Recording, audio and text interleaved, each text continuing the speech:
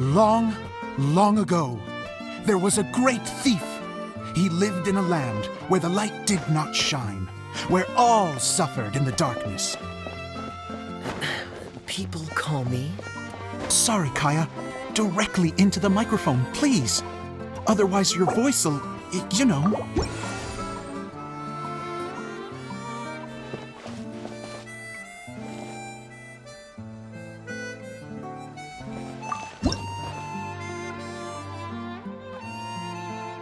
Long, long ago, there was a great thief.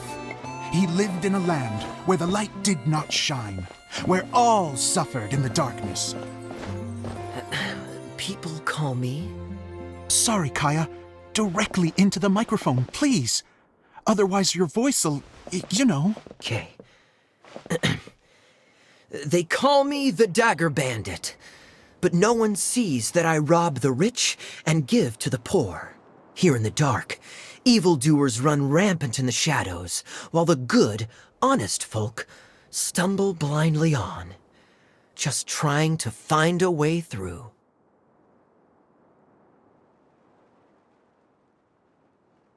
As the bandit brooded, suddenly the world was inexplicably changed as a single star appeared on the horizon and flew across the sky.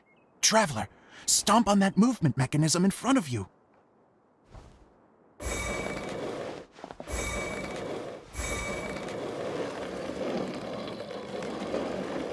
Light. A brief flash, yet enough to illuminate the world. If I can find the source of that light, I can shine it into the darkness, and the people will suffer in blindness no longer.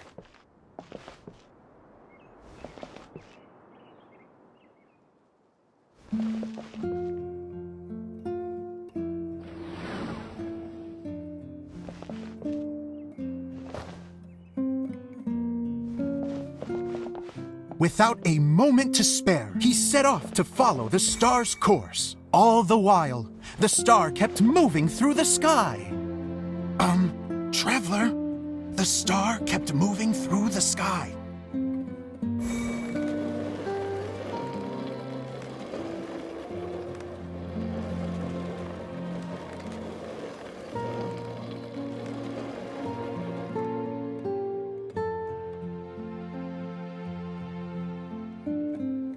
Looks like I have to go through the desert.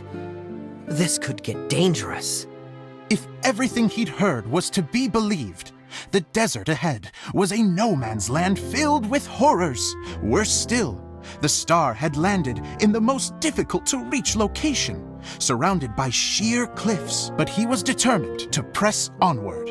I've come this far, and I'm not about to turn back now.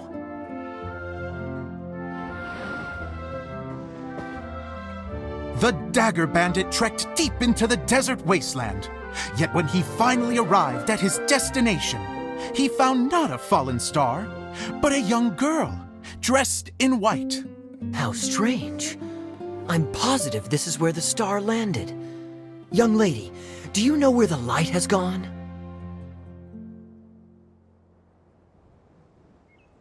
The girl replied,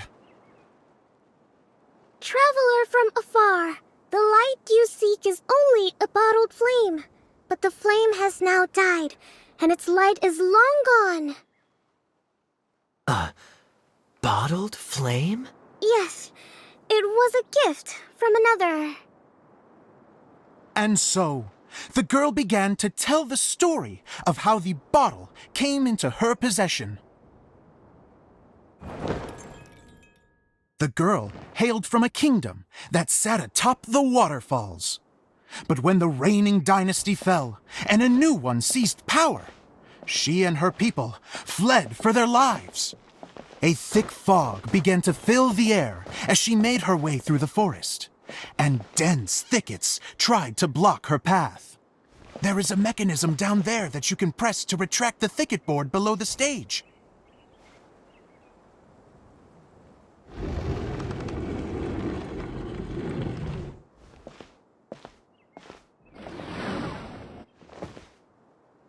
If I only had a lamp to guide me through this wretched forest, then I could survive. With scratches covering her arms and legs, the girl pressed through the pain and made her way forward. The road ahead was arduous, but she was determined to press onward. I've come this far, and I'm not about to turn back now.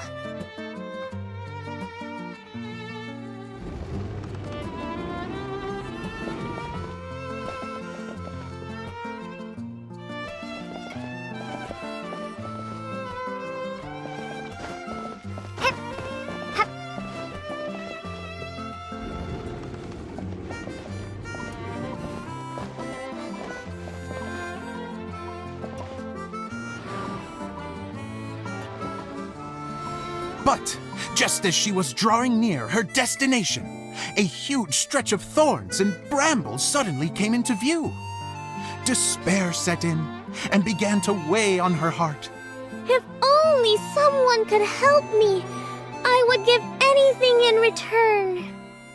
The girl's heartfelt wish in her moment of desperation did not go unheard. Wait! There's no mechanism for the final thicket! Ugh, I must have forgotten to check those boards. According to the story, those thickets should be gone from the stage now, right? Yes, total oversight on my part.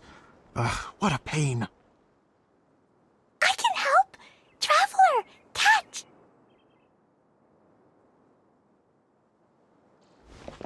Ah, it's a Jumpy Dumpty! The girl's heartfelt wish did not go unheard, for a Jumpy Dumpty, who was passing by, helped to clear a path for her. Oh, thank you, Jumpy Dumpty. And so the girl continued her journey deeper into the forest.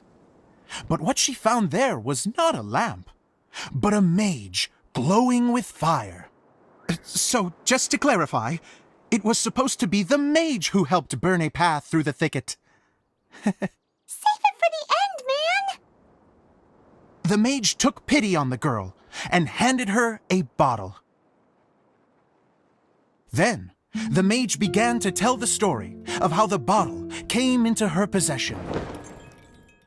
The fiery mage had an adventurous spirit and enjoyed taking long journeys. On one such journey, while taking rest in an oasis, she found a beautiful bottle by a crescent-shaped lake. Klee, quick! Get in the light! She was an extraordinary mage, with the power to grant people their wishes. She turned the bottle into a thing of equally extraordinary power. But the only place that it could make wishes come true was inside of the bottle. Oh me! Oh my! Look at this wonderful bottle of mine! It could make a fine toy. But better still, a sojourner's home. The fiery mage blew into the bottle, allowing it to grant one single wish outside its glass walls. Oh, am I supposed to blow into it? Whoa, it lit up! A flame was kindled within the bottle, and it began to glow a fiery red, just like the mage herself.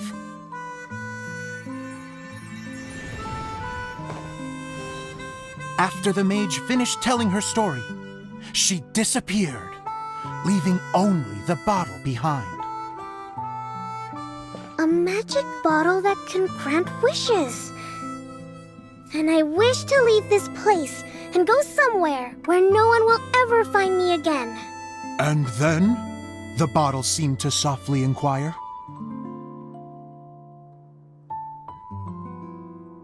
I don't know. The flame in the bottle faded as the girl's single wish was granted, and she found herself in the middle of the desert, far away, where no one could ever find her.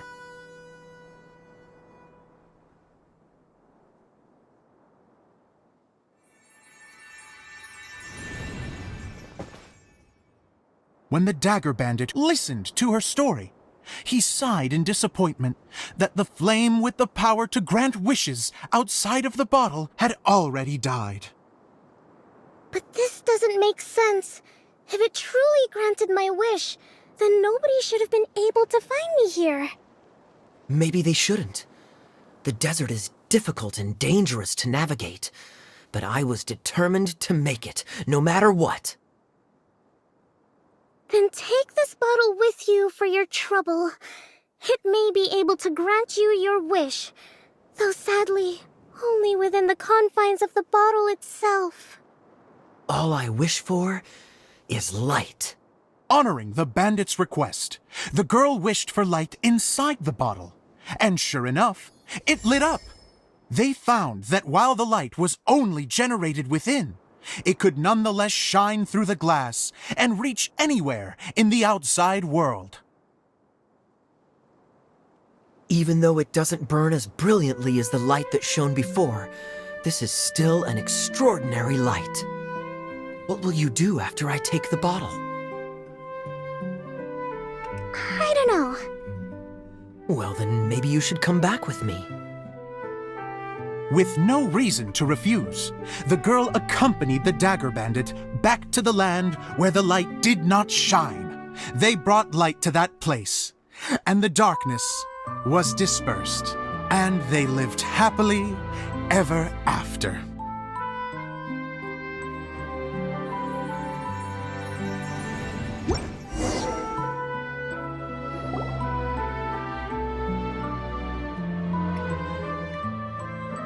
And we're done! Seems the show went pretty well.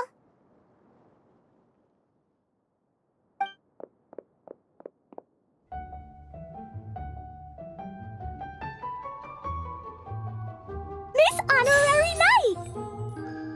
Didn't I do great? I felt like I really was the fiery mage! Wow, great costume, Glee! As soon as Paimon saw your shadow, she thought straight away, what a cute hat! Glee loves it! Thanks, Mr. Zosimos! Oh, wait, no, I mean, Mr. Director. Mr. Director? Oh, no one's ever called me that before. Thank you, my dear little mage. Thank you so much. Oh, I'm so happy. Miss Adia said that she tailored it a little bit so it would fit me, but you were the one who designed and made it. You're amazing. Yeah, that's amazing. And it sounds like Adia did a great job too. It was nothing really. Just one of those, oh no, whatever shall I wear to the ball moments. Sewing comes in handy at times like that. Sewing is an art in its own right. You're more talented than you give yourself credit for, Idia. Really? Oh, I'm just gonna go for a second. Please, chat amongst yourselves. She gets embarrassed so easily. She really can't handle being in the spotlight. Idia's a sensitive person and doesn't have a whole lot of self-confidence. I hope all the excitement hasn't brought her to tears. Oh, I'm a little worried. Don't worry. I'll go make sure she's okay. I'll see you all later.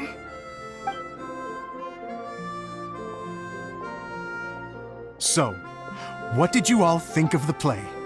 Any thoughts? Huh? Uh-oh, time to get serious. Now, are you sure you want to hear what we really think? Oh, absolutely! I had the courage to ask, didn't I? So, don't mince your words. Go ahead. Speak your mind. I can take it. Okay, Paimon will go first. So, the dialogue at the beginning was pretty good, but it ran out of steam as the story went on. Paimon could tell that you ran out of inspiration somewhere along the way. The characters were honestly a little bit ridiculous. Paimon didn't get what you were trying to do. The moment anyone started to show any kind of substance, suddenly the scene was over. Yes, all very good points, Paimon. I would add that in its attempt to pay tribute to the series 1,000 Nights, all semblance of a coherent was sacrificed. Plus, I do have to penalize you for the issues with the props. Miss Edea, what are you doing back here? Oh, you know, I return like the tide when people start discussing something important. Huh. Especially when it has to do with criticizing my show. Mm-hmm. But there was one thing I liked about it. Just one, mind you. The story had a good ending. You think so? I thought I was letting him off lightly. Edea, could I borrow you for a moment? Oh, sure. Excuse me for a moment. Back to you, Paimon. Keep up the good criticism. Okay, in that case, Paimon did have one other complaint. Let's hear it. Taking criticism on the chin is all part of being a director. The ending was all wrong. The girl's motives were clear and simple the whole way through. It was kinda jarring when all she had to say was, I don't know. And doesn't anyone else find it weird how her whole community was on the run, but she was only looking out for herself the whole time? I'm fine. I'm not going to improve without feedback. I also learned a lot this time with the chance to be off stage. To be honest, it was a dream come true. What a great attitude. You don't seem upset at all by our comments.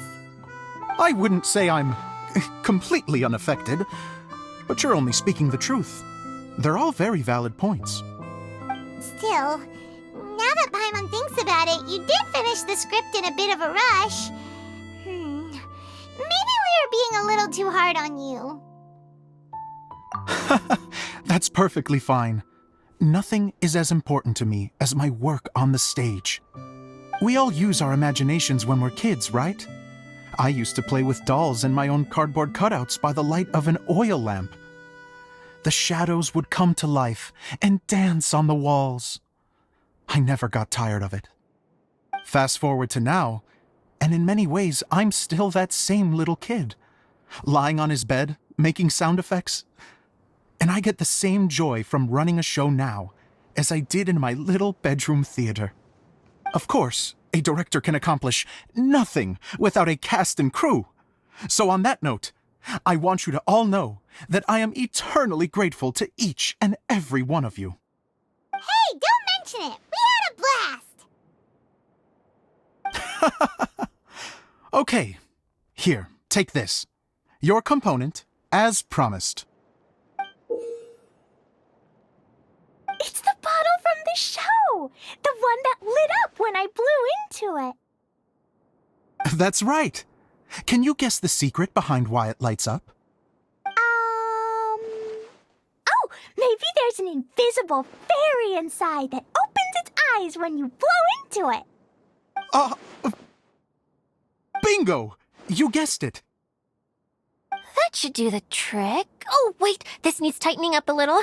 Hold on, this will only take a second.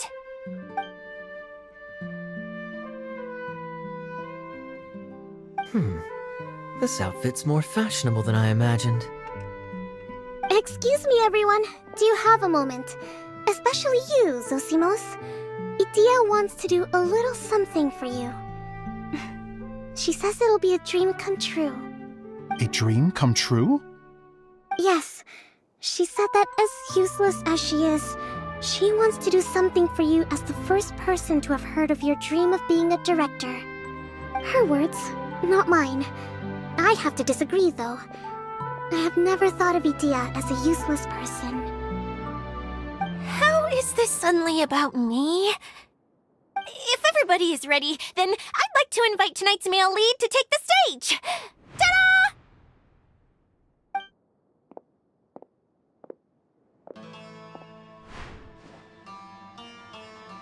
Wow! Cool! Kaya's turned into the real Dagger Bandit! How is me changing outfits supposed to make the director's day? It's just a prototype costume. Is he that easy to please? Don't be silly. If I know art director, nothing will make him happier than to see his ideas brought to life by the right actor. Well, then I'm happy to oblige. Who am I to argue with the star of the show? Zosimos drew up countless designs and made a few prototypes before landing on this one. It just needed some tailoring to fit properly, so I made a few stitches here and there. I hope the result isn't a disappointment. Oh, it's perfect. Idea, I'm... Oh, I'm so touched. Thank you all. You've made me happier than I ever thought I could be.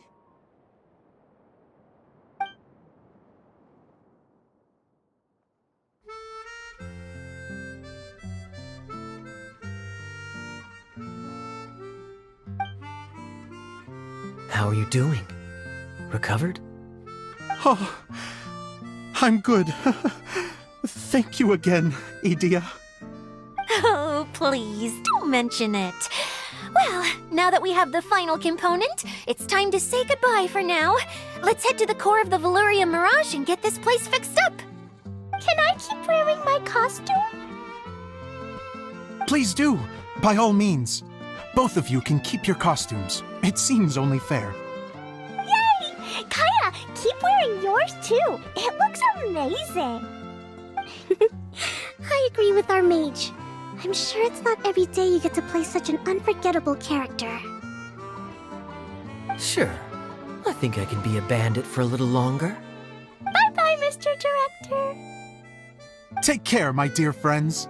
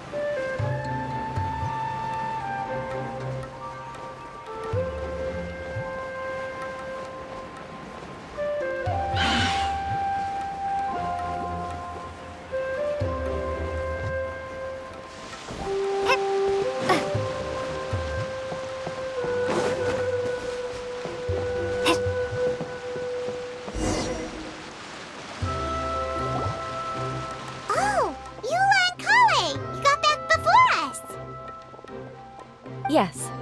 Idea had the water droplet send us a message just as the show was coming to an end, so we came back here to wait for you. How is Lessig doing? He finished all the maintenance work, but it took a lot out of him. He's now fast asleep in his room. Oh, I feel a little guilty. Consider it his atonement. It's only fair that he had to do something constructive before being able to sleep soundly. Seriously, don't waste your concern on him. If you say so. Okay, without further ado, let's go and fix the domain! Isn't this where we first met Water Droplet? Correct! The core of the Veluria Mirage is the largest streaming projector of all, and this domain is one gigantic preprint. Whoa, so everything we've seen is created by this? That's incredible! So, to fix it, same process as usual, right? Do we need to use the preprint? Exactly! Well done! You catch on quick. It's hard to forget after doing it so many times now. Let's get going. This is the final step! Yay! Suddenly Paimon's really excited! The hub consists of these components. All you need to do is place them onto the foundation in the right shape. The right shape? But we've never seen what it looks like. Oh, don't worry about it. Close enough will do. As long as it can spin, it'll be fine. Should be fine, I think. Sometimes you...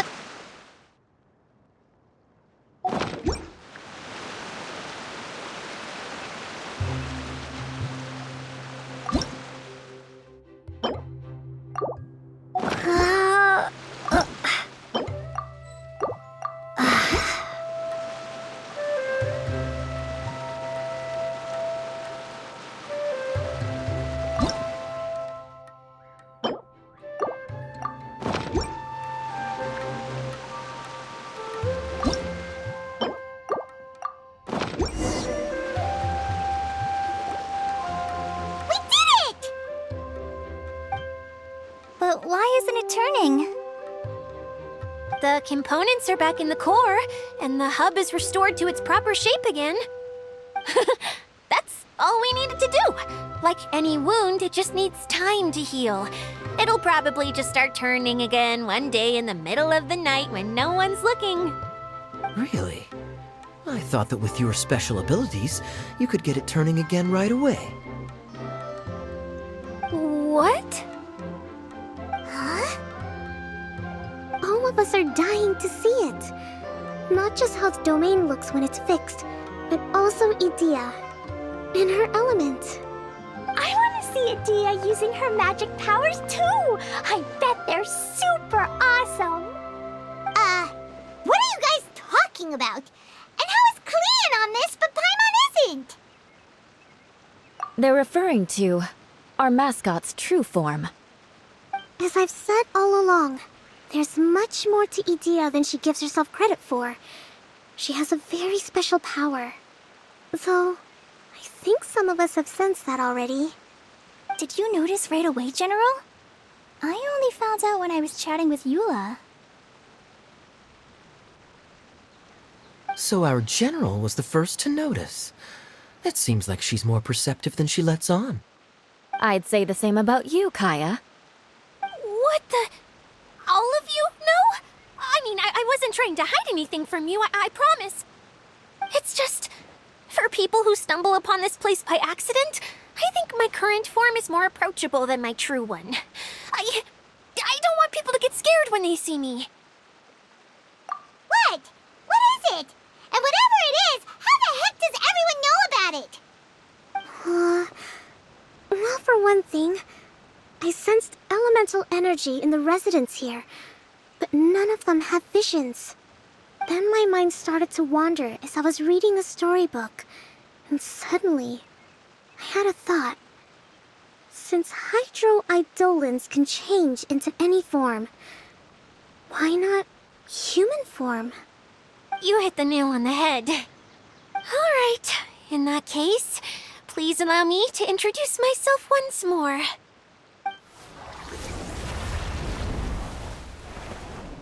I am an Oceanid who was exiled here when the former Hydro Archon passed away. My name is Adia. Wow, Adia! You're so pretty! Now that I'm in my true form, I suddenly feel a little embarrassed talking to you all. You look stunning. You should be flaunting this look at every opportunity. Oh, come on. I'm too shy. Wait, so does this mean that all the people we met in here are actually... I'm guessing that the human counterparts to these Hydro alter egos are long gone. That's right. When they wanted to leave, I took them to the edge of the desert. The components are, in fact, gifts that they gave to me before they left. But I'm always curious about what brings people here, so I used the streaming projector to bring their wishes to life. The power to grant wishes, but only within the confines of the bottle. Exactly. It's a truly extraordinary light. I've just realized something. When the components fell from the core, it appeared as if they had returned to their respective owners. But actually, it was after the components landed where they did, that their owners and the things associated with them arose around them to form the different zones. So now that the components have been retrieved, does that mean that all those things are gone? Don't worry, they'll be quite safe. As long as I remember them, they'll never disappear. However much we might criticize each other or get into scuffles, in this mirage, they will always be my friends. I had so much fun in the choo-choo cart and hanging out with Mr. Director. I'll never forget them either. Me neither. I'll always remember my adventures in this Fantasyland. Very good. But it's probably time I set this wheel in motion. This one's all yours, Adia, our magical mascot. Please work!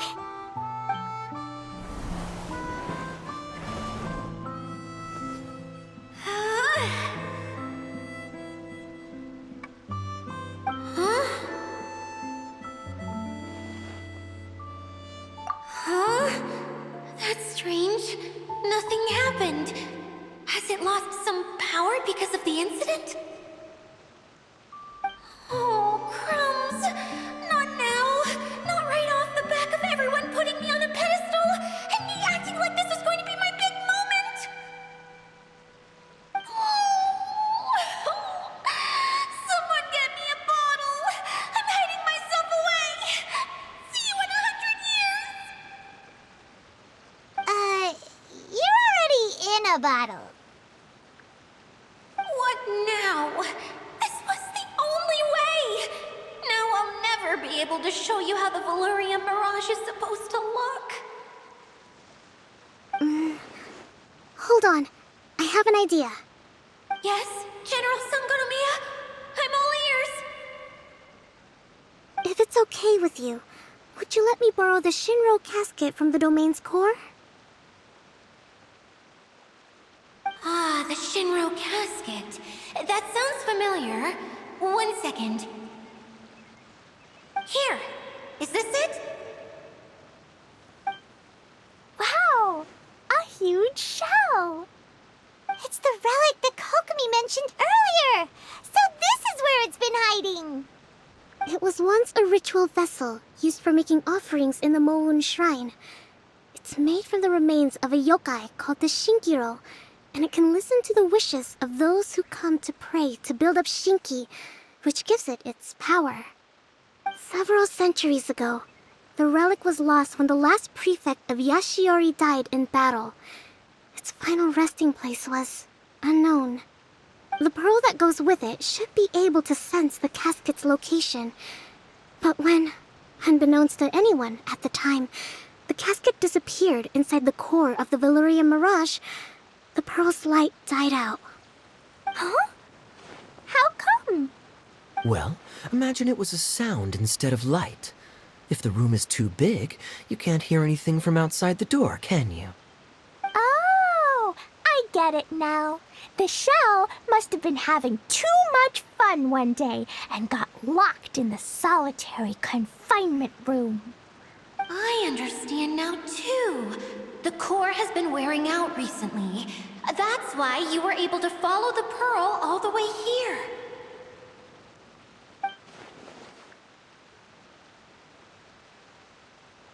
To get back to the story, without the offerings at the shrine, this vessel quickly loses its power. Yet countless people who have visited this domain brought their wishes with them and left a small piece of themselves behind along with their gifts. These have the same effect as the offerings at the shrine. Wow! I never knew this thing was so powerful. It is. Powerful enough to help you repair the Valyria Mirage with any luck. But what do I do with it? It's simple. We just need to awaken it by telling it what we wish for. For example, my name is Sangonomiya Kokomi, the divine priestess of Watatsumi Island. And my wish is to use my critical thinking and strategic planning skills to bring a little more joy into the lives of my fellow Watatsumi Islanders, as well as the lives of everyone I cherish. Itia, what do you wish for? Me?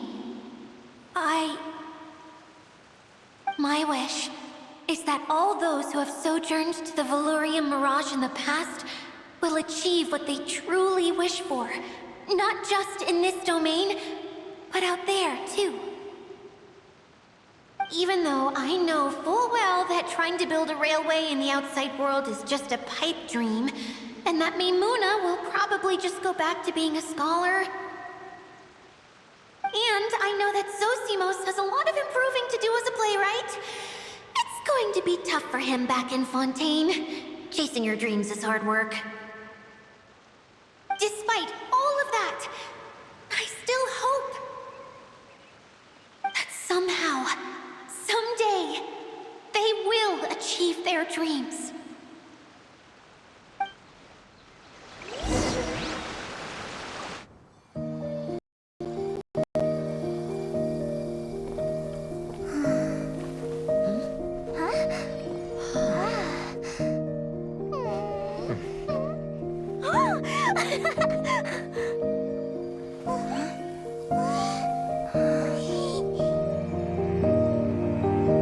Okay, the combined power of our hopes and dreams is at your disposal.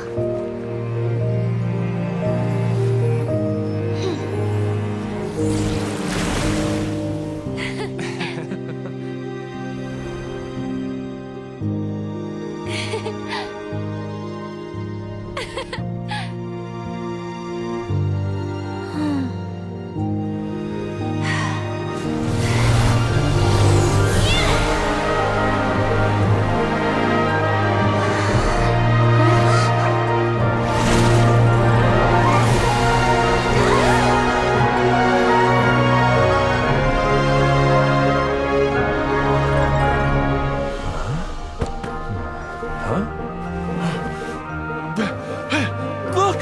The wheel's been fixed!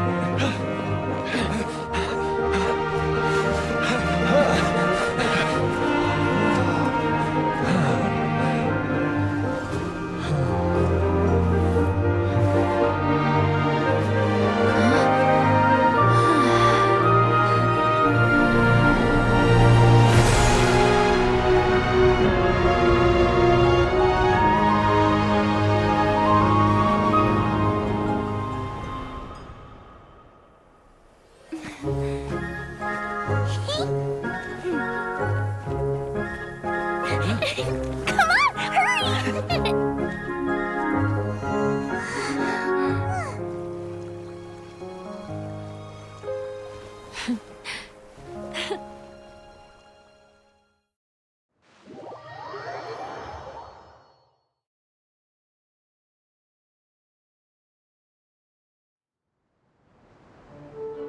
Yay! Dia, you're back to normal!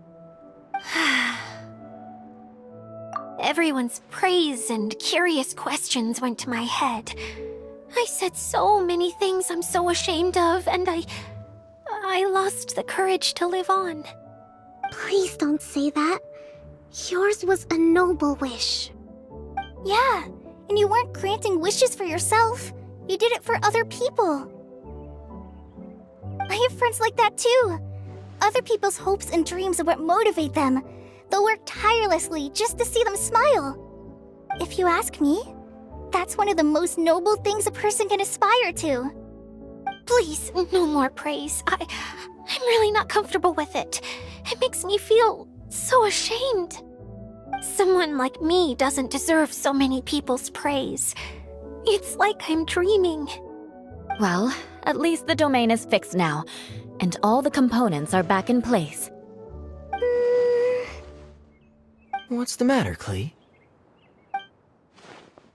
I suddenly have loads and loads of more wishes.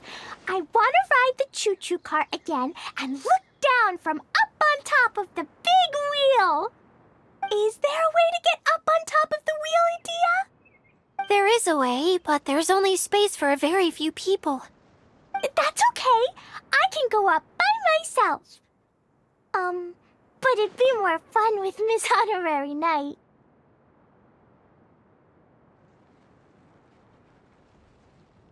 Are we sure about this? It's so high. What happens if we fall off? Well, yeah, but Paimon's just worried for you. Don't worry, I'll be there to make sure no one falls off. I haven't been up there in a long time myself.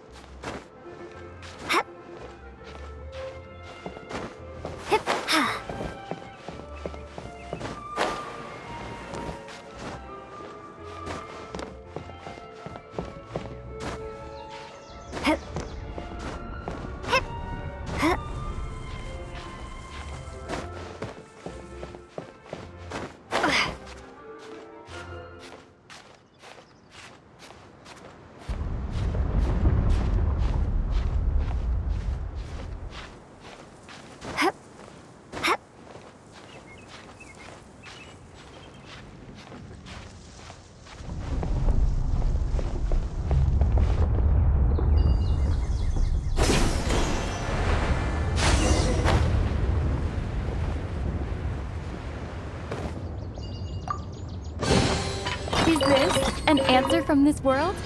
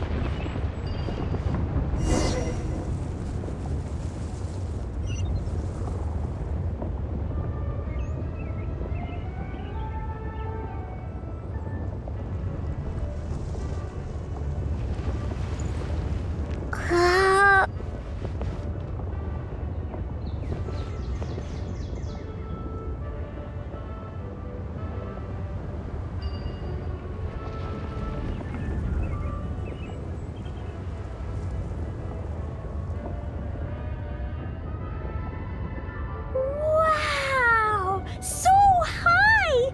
I can see everything! Idia, next time you need to bring Kaya and the others up here. Sure thing.